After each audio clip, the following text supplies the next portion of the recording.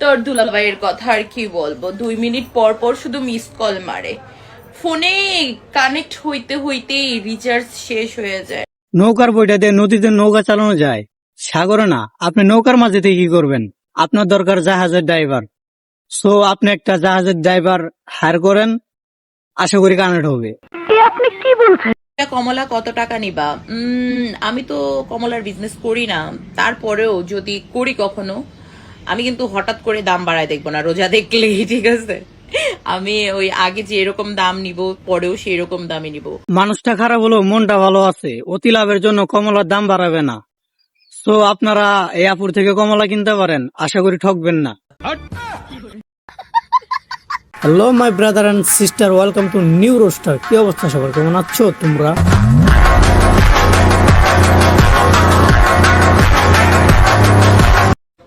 গাছে তো ফল ছোট। আপনার কোন দিক থেকে মনে হইলো যে গাছের ফল ছোট? এত পানি ঢালার পরেও যদি ফল বড় না হয়, কিছু করার থাকে তখন? আমার মনে হয় আপনার কাজের লোকটা ফাঁকিবাজ, কাজে ফাঁকি দেয়, জায়গা মতো পানি দিতে পারে না, আর পানি দিলেও সে হয়তো ফলের ঠিক মতো যত্ন নিতে পারে না। সো ঠিক মতো যত্ন নিতে বলবেন, আশা করি ভালো ফলাফল পাবেন। বড় বোন, তোমার বিল্ডিং এ কতজন কাজ করেছে? রোজার মাসে ভাই এইসব কাজ টাজ দেই নাই বিল্ডিং এ। রোজা যাক, তারপরে এইসব কাজ নিয়ে আপনার সাথে আমি পার্সোনালি কথা বলবো, বুঝতে পেরেছেন? আরে ভাই, কি শুরু করলেন? আপনার বিল্ডিং খুঁজে পেলেন না কাজ করার জন্য, এই বিল্ডিং এ কাজ করতে চাইতেছেন? আপনার মতো 10 জন মিস্ত্রি কাজ করলে এই বিল্ডিং এর কোনো উন্নতি হবে না। আর আপাতত বললো এখন রমজান মাস, কাজ বন্ধ রাখছে, রমজান মাস শেষ হোক, আপনার লগে পার্সোনালি কথা কইব কয়জন মিস্ত্রি লাগবো। আপনি কি মুলার জুস খান? জি, মুলার জুস আমি কখনোই খাই না, আমি আপেল জুস খাই। মজা।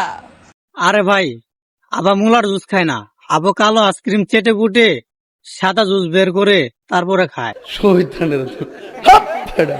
নদীতে জোয়ার আছে না শুকিয়ে গেছে, এটা জানতে হলে নদীতে নামতে হবে, তাছাড়া তো বোঝা যাবে না জোয়ার আছে না নাই। নদীতে জোয়ার থাক বা না থাক, ভুলেও নদীতে নামতে যাবেন না। আপনি যে তেল খরচ করে নৌকা চালাবেন, আপনার পুরো তেলটাই লসে যাবে। কারণ নদীর কুল কিনারা খুঁজে পাবেন না, শেষে পানিতে ডুবে মারা যাবেন।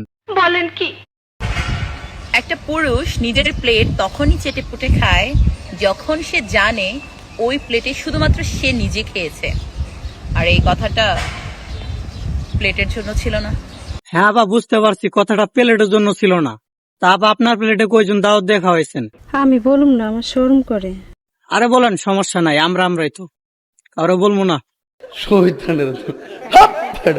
ছোট গাছে যখন টমেটো অনেক বেশি বড় হয়ে যায়, তখন এই যেরকম নেতিয়ে পড়ার চান্স থাকে, তখন এরকম বাঁশ দিয়ে সেটাকে ওই যে মাচা করে দিলে মানে ধরে রাখার দৃঢ়তা বাড়ে। সুন্দর পরামর্শ দিচ্ছেন, তবে মাঝে মাঝে নিজের কাছে টমেটোর দিকে একটু নজর দিবেন, একটু খেয়াল রাখবেন, পানি টানি দিবেন, সার টার দিবেন, দেখবেন আপনার টমেটো বড় হবে। মানে আপনার টমেটো বেশি একটা বড় না, দর্শক দেখে মজা পায় না, তাই বললাম আর কি, একটু খেয়াল রাখেন। তো আজকের ভিডিওটি এই পর্যন্ত, নতুন ভিডিও আসা পর্যন্ত অপেক্ষা করুন। ততক্ষণ সুস্থ থাকুন, ভালো থাকুন, গুড বাই।